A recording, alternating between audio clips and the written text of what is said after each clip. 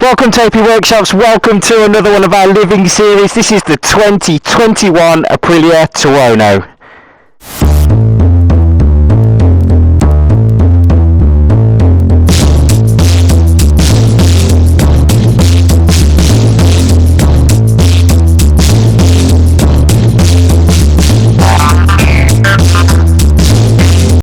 Welcome back to AP Workshops, welcome to the Living With series for the 2021 Tuono. Now the difference is, now you've all seen our video that we've done with the 2020 Tuono. This is the 2021. Now we did an introduction with Michael from Bennett's Bike Social, one of our friends that we deal with. Basically, we've gone through the differences with this particular bike, so we can see what's going on. This particular bike belongs to Simon. Now Simon is a friend of ours and is a friend of the shop who looks after us. Basically, I don't know if you guys cast your mind back on our YouTube channel, we did a review of the Tuono 660, the new RS 660 Tuono. That was Carol. That was Carol's bike. That was basically, that's Simon's wife. So these guys really look after us, and to you guys, we're really grateful to you. Thank you so much for this. But the differences between the 2021, we've still got all the electronic suspension, swinging arm. If you have a look at the bodywork's different. There's a massive amount of differences between them. But basically, the test of this one is, and the bit that I'm most excited about is going out and riding it, because I'm really excited about this. Let's get excited. Oh, we just can't hide it. Probably too overexcited. Okay, be right back. Keys that help.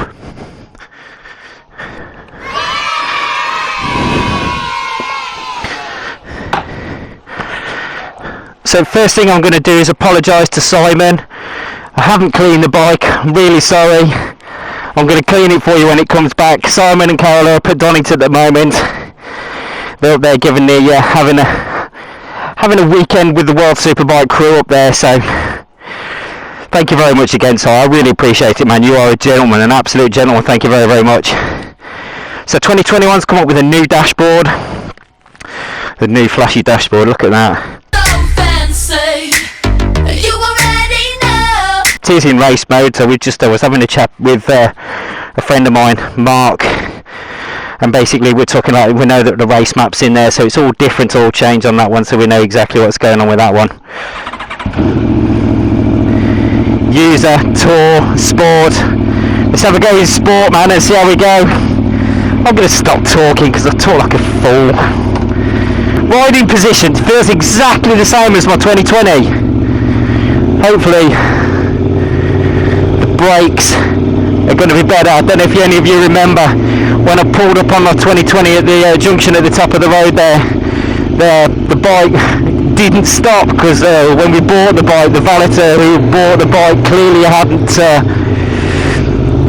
cleaned the discs with what looks like some silicone or something. So as soon as we pulled the bike on, as soon as we pulled the brakes on, it didn't stop, and that made my bum old twitch, I can tell you that. Fueling's really nice. That's one of the first things that springs to mind. The fueling. Perhaps that's because of the race map on it. I know there has been some complaints about the bike getting super hot, and today is like a super hot day in the UK. I think it's about 32 degrees at the moment. I'm absolutely sweating at the moment. But in my flashy RST jacket, massive thanks to RST Leathers for looking after us. ARAI helmets and Motul oils. You guys, like I said to you before, give these guys a look up, man. They look after us no end. They're not just there out for sales. These guys actually do give a damn about what they do. That kind of thing, which makes a difference as far as I'm concerned. Quick shifter feels about the same. Let's put the lid down so we can hear what's going on. Quick shifter feels about the same. Wouldn't expect there to be too much difference, but then keep an open mind on it. Brakes are good. Did they use the Style calipers on this? I think they're using the Style calipers on this rather than the standard Brembos. And what's going on? Yeah, reversing out onto a main road. Sometimes you just got to give people a bit of space. You know what? I'm just going to check. Yeah. I can feel the front tyre pressures are a little bit low. I can feel that. Perhaps should have checked that one again out. I can feel it's a little bit low, but never mind, I can just feel it dragging a little bit in corners. Riding position feels the same. Yeah, it does feel really good. I'm not sure if we're going to let that front tyre pressure sort of upset us too much, but this is the steady bit. Through the town, do the responsible thing. See how she runs. Yeah, like I said, that's low down fueling, that's 3,000 RPM, and that's just nice fourth gear. Let's see how she goes. Bit of a check, see what happens. Whoa, there you go. Basically, it kind of gives you one of those situations where, like, it just drives from nowhere. They're amazing. Inline fours, you have to rev them hard to make them work. But basically, the situation is with that is you just fourth gear, 3,000 RPM, roll it on, and it just rode and just pulled. That's so good. Can't ride, it's just really busy out there, so we can't ride too fast. Saying that, you can't really see what I'm saying if you do that anyway as it goes, but basically I can't do too much. People talk to you about the living with series, and they say, what's it like to live with? I'm sitting at 48 miles an hour at the moment, and what we're doing is basically sitting in slow moving traffic, 3,200 RPM, something along those lines, and we're sitting in sort of slow speed traffic. This is living with a bike. This isn't beating it on a track. It's not beating it on a track because, oh, look at this. I'm going to sit in the outside lane because I can. Is it just inconsiderate drivers or people who are inconsiderate? Yeah, watch this. They'll go straight on, look. Yeah.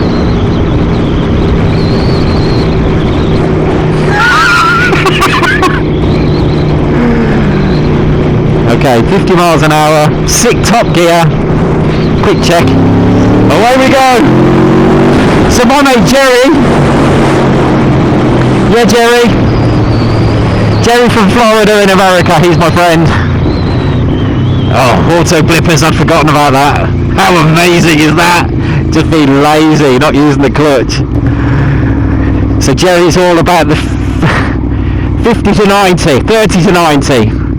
So what happens, basically, is you ride your bike, you tend to ride your bike the majority of the time between 30 and 90 miles an hour, let's be honest with you. The flat out, it's very, very rare you're actually going to go flat out, but it is more often than not that you're going to ride the 30 to 90. And he's had t-shirts made of it, and I absolutely agree with him, he's completely right. I can't argue with the guy at all. So basically, 30 to 90, that was the 30 to 90, and it just pulls like a steam train. These engines are just epic, and I mean epic.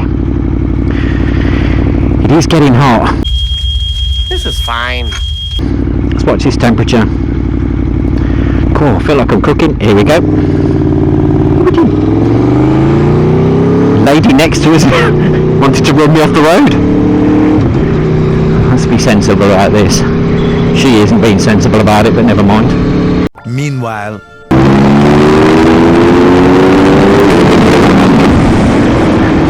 so that was way too fast.com. Oh, I love it! That was great! Oh, your lights just go on. Oh, sorry, side. Oh, I've actually been for a ride on this one. Oh, god damn, the suspension's good as well. So I did read a post on social media not so long ago about is it worth going for the electronic suspension? Is it worth and actually, you know what, I thought that's a really valid point. Is it worthwhile? I suppose if you've got the static suspension, the one that you have to sort of manually fix yourself, then do you know what, once you've got it set up for yourself, that bike is going to be just awesome. The difficulty is that it's not going to be awesome everywhere, and that's the bit that kind of can get a bit tricky.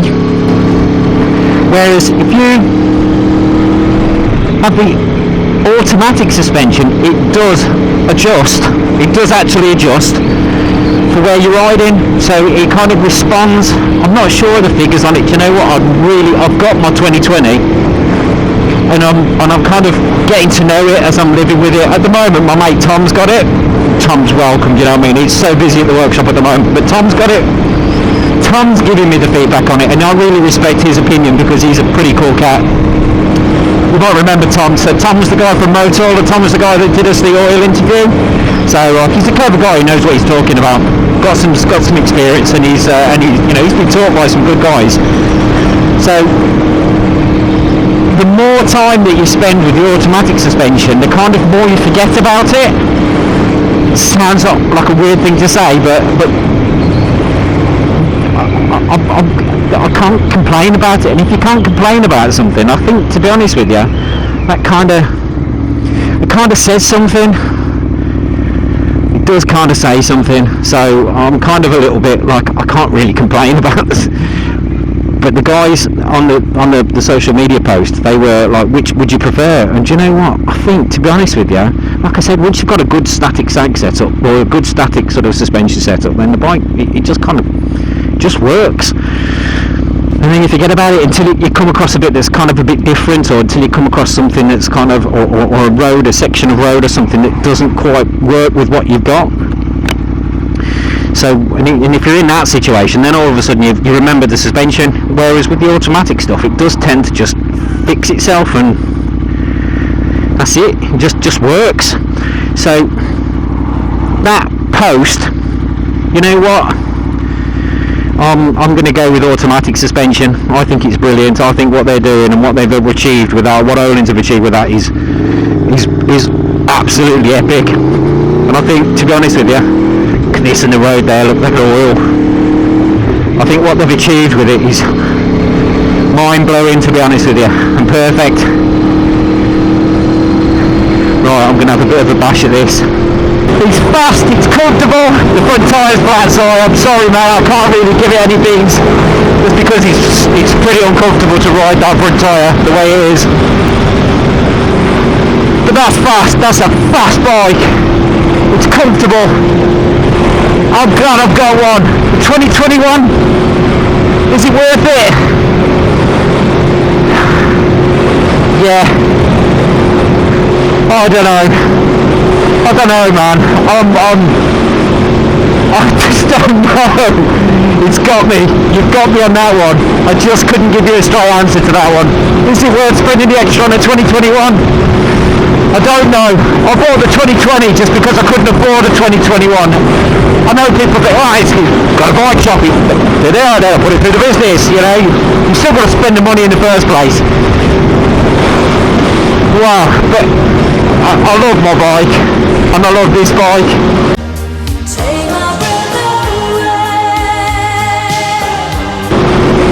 Oh God, it's just so fast. I love the new dash. I love the look of the bike. The swinging arm is just breathtaking. Thank you, sir. That mid-range on that V4 engine. Wow. I don't know, man. I'm all out. I don't know what to do. Well, there you go. This is grip.